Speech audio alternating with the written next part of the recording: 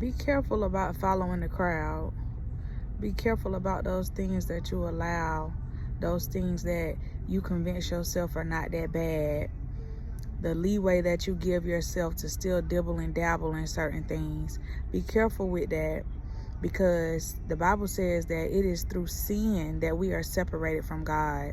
So when we allow ourselves to lighten up on the things that we say no to, or to lighten up on the things that, oh, even though it seems, or I know that it's wrong, I'm not fully doing it, so it's okay. Because it's those small, subtle give-ins that set you away and turn you away and separate you from God. The Bible says that it wasn't the people of Israel.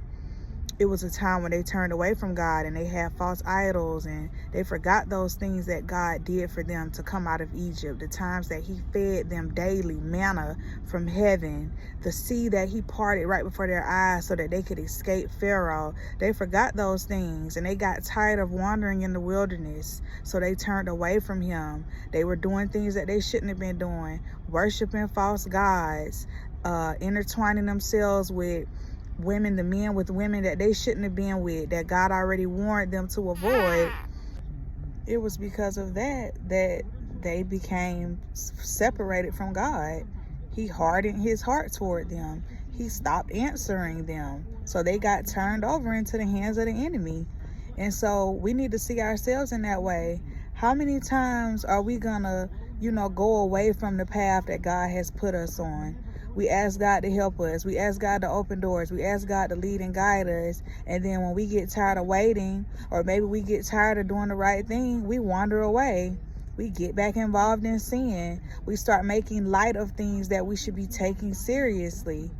And as a result, maybe God is not hearing us. He's not listening to our prayers. He has hardened his heart to us because he doesn't want us living in sin and then turning around and praying with no intent to come out of the sin, and then he delivers us, he answers the prayer, and then we just continue back on in the sin. No, he loves us too much.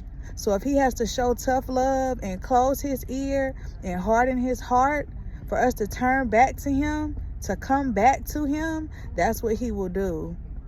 So be careful with the choices that you make. Be careful with the things that you allow to infiltrate, in your mind. The things that you're watching, the things that you're listening to, the people that you are around.